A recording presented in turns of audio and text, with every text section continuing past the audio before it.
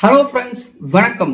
பாகிஸ்தானுடைய பிரதமர் இம்ரான் கான் அவர்களுடைய பதவி எந்நேரத்திலையும் பறிபோகலாம் அப்படிங்கிற ஒரு சூழ்நிலை இருக்கு.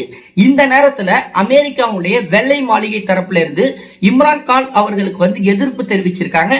இதற்கான முக்கியமான காரணம் என்னன்னா, பாகிஸ்தான்ல நடந்த ஒரு பொதுக்கூட்டத்துல பேசுறப்ப இம்ரான் கான் அவர்கள் என்ன குறிப்பிட்டாங்கன்னா, என்னை பதவி நீக்கம் செய்யறதுக்காக வெளி சக்திகள் முயற்சி பண்றாங்க, வெளிநாடுகள் முயற்சி பண்றாங்க, இப்படிலாம் பேசிட்டு இருந்தாங்க.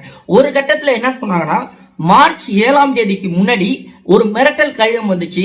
அந்த மிரட்டல் கடிதத்துல நீங்க பதவி விலகணும், இல்லனா பாகிஸ்தான் கடுமையான விளைவுகளை சந்திக்கும் அப்படிங்கிற மாதிரி குறிப்பிட்டிருந்ததாகவும், இந்த மிரட்டல் கடிதத்தை அமெரிக்கா தான் அனுப்பியிருக்காங்க அப்படிங்கிற மாதிரி குறிப்பிட்டு அதன் பிறகு சுதாரிச்சுக்கிட்டு அமெரிக்காங்கிற பேரை பயன்படுத்தாம அந்த பொதுக்கூட்டத்துல பேசினாங்க.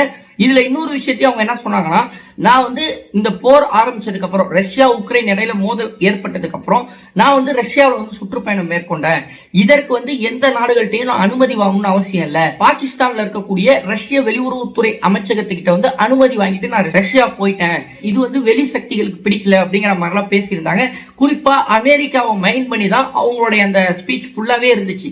இதற்கு அமெரிக்கா தரப்புல இருந்து என்ன சொல்லியிருக்காங்கன்னா, பாகிஸ்தானுடைய அரசியல்ல உள் விவகாரங்கள்ல தலையிட வேண்டிய அவசியம் அமெரிக்காவுக்கு இல்ல. ஜனநாயக வழியில பாகிஸ்தான் செயல்படும் பட்சத்துல அதற்கான ஆதரவு நிச்சயமா அமெரிக்கா கிட்ட இருந்து இருக்கும் அப்படிங்கிற மாதிரி இம்ரான் கான் அவர்களுடைய பேச்சு தேவையில்லாத ஒன்று அப்படிங்கிற மாதிரி குறிப்பிட்டிருக்காங்க.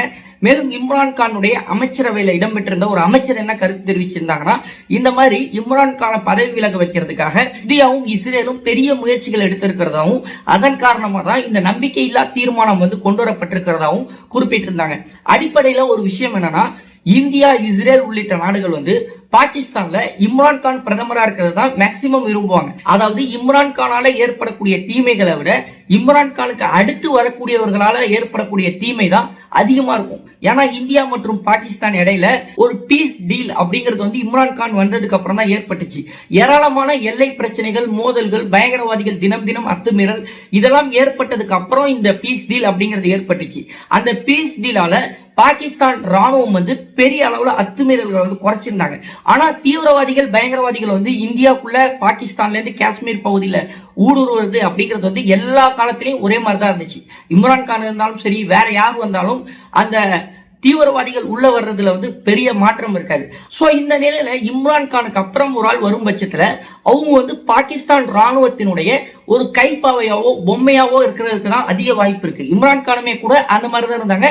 கடைசி ஒரு 3 மாசத்துலதான் இம்ரான் கான் ராணுவத்தை எதிர்த்தாங்க. இந்த நாட்டுல எல்லா விஷயத்திலயுமே இந்தியாவை தான் பிளேம் பண்ணுவாங்க. இப்ப இம்ரான் கான் பதவி விலகிறதுக்கு கூட இந்தியா தான் காரணம் அப்படின்னு பிளேம் பண்ணிட்டு தான் பதவி விலகுவாங்க. சோ பாகிஸ்தான் ராணுவமே கூட தீவிரமா இந்தியா எல்லா விஷயத்திலயுமே எதிர்ப்பாங்க.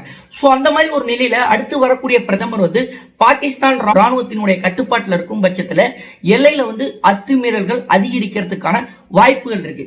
மேலும் இம்ரான் கான் அவர்கள் இதுக்கு மேல எதுவுமே நம்மளால செய்ய முடியாது அப்படிங்கிற ஒரு நிலை ஏற்பட்டதுனாலதான் சம்மந்தமே இல்லாம நான் ரஷ்யா போனதுனால பதவி விலகிற நிலைமை ஏற்பட்டிருக்கு, இந்தியா காரணம், இஸ்ரேல் காரணம், அந்த மாதிரிலாம் சொல்லிட்டு இருக்கிறதாவும் சொல்லப்படுது.